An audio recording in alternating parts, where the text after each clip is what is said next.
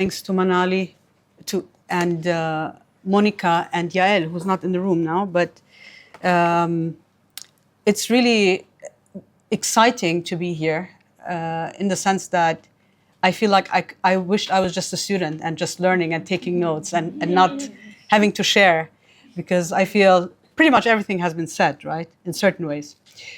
So what I do want to address, given the questions that were given to us about the limitations and the conceptual challenges of relational racism, I do want to ask, given my own context of post-Holocaust Germany, how do we conduct anti-racist scholarship, anti-racist work in conditions of genocide?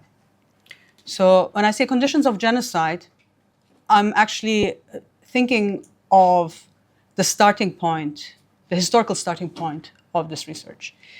So basically, in a context that exhibits and memorializes a past genocide, I believe is not outside of genocide, is not outside of the actions of genocide. It is deeply conditioned by genocide. It is actually constantly presenting genocide. So I know the good story is Germany has conducted genocide in the millions against Jews, Blacks, Roma and Sinti, political opponents, and queers. But the way Holocaust memory governs newly racialized immigrant groups as Muslims, as religiously differentiated, as outside of Europe, as Palestinians who are, and I think this was beautifully said by Felipe, who are a problem to the colonial project. And when I say colonial project, I really mean colonial project. So Germany, by definition, is a nation state in Europe, but Germany is also run and driven by a settler colonial logic. And I will say more about this. So the way Holocaust memory became present in Germany in the early and mid-90s was after it was unified, after the post-Cold War, after it could admit that what it had done was deeply shameful. But the memorialization of the Holocaust happened in many ways the way it was presented publicly in neighborhoods and areas that were earlier populated by Turkish guest workers, labor migrants, and Palestinian refugees. And I want to be very careful when I say Palestinian refugees. Partly because Palestinians, the way they have entered Germany, they did not simply flee their lands, and they also did not simply flee a war. They were expelled because of the Holocaust, because of the settler colonial project that was driven also from the German government, along with the British government, and along with Zionist groups. So Palestinians who come to Germany in many ways are a result of the genocide. They are already conditioned by the genocide. So that's one group. The other group, the Turkish labor migrants, when they came, they did not come alone. There were Portuguese, there were Italians. They often worked and slept and lived in former barracks that were used for forced labor. Okay? So labor had been already deeply racialized in Germany. Okay? But with the European project, Italians and Portuguese and Greeks became Europeans. Turks did not. Okay? Turks actually, after the citizenship reform, once they were allowed to apply for citizenship under East conditions and their children on their birthright to become Germans, same for Palestinians, many other immigrant groups, the question arose if these people could ever become Germans, if they're true Germans. What makes a true German? And it's really interesting. This comes at a moment in which the nation is actually expanding, in which it's kind of like reorganizing itself, in which it actually says we have committed genocide against a racialized minority. And we're admitting this. We have admitted this over the last decades. We have paid reparations, and now we're also publicly showing this. And then the Holocaust memorials became a state project. In order to show that you're German, you had to show that you're against anti-Semitism. And anti-Semitism, there's something really interesting, and I'm sure you've all encountered this in some form. The way the logic of anti-Semitism has been built is really, in the end, I mean, for decades since this was initiated in the early 2000s, there were some kind of vague definitions, and then at one point the definition hardened as like the IRA definition, the International Holocaust Remembrance Alliance definition, whereby a certain perception of Jews, right? It didn't say bad perception, it didn't say good perception, it didn't even say what kind of perception, could be considered anti-Semitic, a certain perception. But the other thing was also that the examples that the IRA definition gives, which is a legally non-binding definition, I think it gives you a total of 14 or 12 examples. 7 of them pertain to the State of Israel, right? So the State of Israel kind of emerges as a figure of the Jew here. So for the integration projects that were funded by the German government, for the anti-racism projects that were funded by the German government, the hierarchy was very clear, right? And this is a government that until 2006 claimed that there is no racism. There's only anti-Semitism. Race doesn't exist. It's a pseudoscience that was actually, exploited by the Nazis, and everything else is just discrimination, cultural bias, individual bias.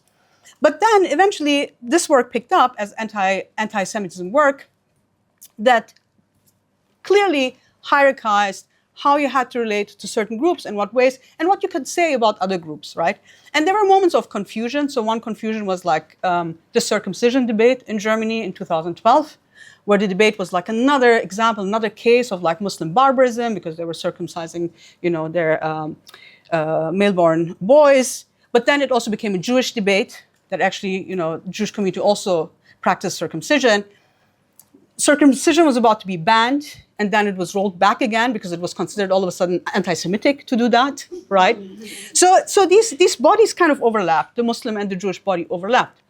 And this is the point that I actually want to make kind of strong here, right? When we think about relational racism, how do we actually come into a relation? How do we as groups come into the work of saying, okay, how can we relate the kinds of experiences that we have to one another in order to create a different knowledge that gets us out of our like pigeonholed community experiences, but can make a larger claim onto like how we want to live our citizenship. So the funny thing is that this is actually discouraged in Germany because it is considered relativizing the Holocaust, relativizing the Jewish experience. And I'm going to give you an example of this relativization also in terms of like what is the relational regime in many ways. So in Germany, if you relate to the Holocaust, there's actually binary. There's a perpetrator versus victim binary. So as Germans, you have to relate to this as perpetrators, and all the others who come in, they can, kind of stand in this like perpetrator association to some extent, right? What would you have done is the typical question of these Holocaust museums. Victims are obviously the Jews. But then what happens, and this happened quite a lot, when civic educators and tour guides who were of Palestinian descent, who would tell this story and be able to complete this story by saying, look, this is not the way Germany wants to make us believe that this ended in 1945 when the camps were liberated and there's a state of Israel. Actually, there is a lot of continuous violence, with the state of Israel, but also in Germany, being a stateless refugee, as Palestinians were for like sometimes 2 decades, but also as like racialized religious groups, right? Who in Germany lack minority rights, collective rights. So this kind of actually relating to this story in order to tell your own story, because the frame is so powerful, the frame is so dominant that you cannot escape it. So in some ways, you have to relate to this. Becomes a form of relativizing. Another case of relativizing that happened, I think 3 months ago, was a woman who went to an anti-war protest in Berlin who had a poster that said, "Have we not learned anything from the Holocaust?" Which, when you think of it, that's the mission statement of all these Holocaust museum memorials. This person was fined with 8,500 euros for relativizing the Holocaust. Yes. Another example of like relating is that Jewish Voice for Peace in Germany, who is in deep solidarity with Palestinians has been deemed an extremist group last month. They have been deemed an Islamist group. And why? Because one of the things that they do propose is BDS. So BDS is also like an extremist group, right? So in this case, this relating, on the one hand, if you as a non-Jewish person relate to the Holocaust in order to say, look, there is a universal claim, you are saying there's a universal claim to this history, and I do want to take this universal claim seriously, and I do want to expand it to other groups, and I want to expand it to other experiences, I become a Holocaust relativizer. On the other hand, if you have Jewish groups in solidarity with what is happening in Gaza, going against the genocide, they are considered extremists. So what we do see, in fact, is that you're not supposed to relate. You're not supposed to have relational racisms, right? And I'm going to give you the last example of why you're not supposed to have that. And it's not in Germany, it's actually here in the UK. It's in London at the university where I teach. They just published the anti-Semitism report that was, turns out, 7 years in the making. And it was published also the next day in The Guardian, The Telegraph, as like Goldsmiths has a culture of anti-Semitism. And if you read the report, first of all, the only department mentioned in the report is anthropology. And the mention actually doesn't really provide you with any context or clue for the example that is given. But other examples are kind of similarly off-putting and irritating, one of which is by a colleague who basically complained about the encampments. I don't know if it was a female or male colleague, they had to move their class into a different room. The room, I mean, first of all, they complained that the room was too small, they had a lot of students, but the room had Stop the Genocide posters that made them deeply uncomfortable, also because they're a descendant of Holocaust survivors. And that the ICJ has not clearly ruled this is a genocide, it's just a plausible genocide. Okay, so, when I read the report that day, I'm currently writing an article about a Palestinian tour guide who was banned from her work for, actually relating to the Holocaust. I didn't write for a whole day. I felt completely disabled because I felt I have someone sitting over my shoulder and probably reading my articles, already like looking into my department. I have colleagues who really think Stop the Genocide is an anti-Semitic statement. And I have to actually learn, given what my university is, 90% students of color, that the problem that really needs our attention is anti-Semitism, right? And this is really interesting. I'm not against tackling anti-Semitism, but as the report says, interestingly, Jewish students and staff should not be made responsible for Israel.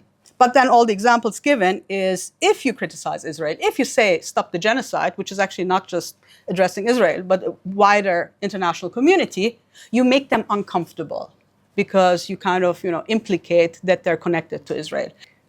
So how do you, to come back, how do we conduct anti-racist scholarship, anti-racism work in conditions of genocide?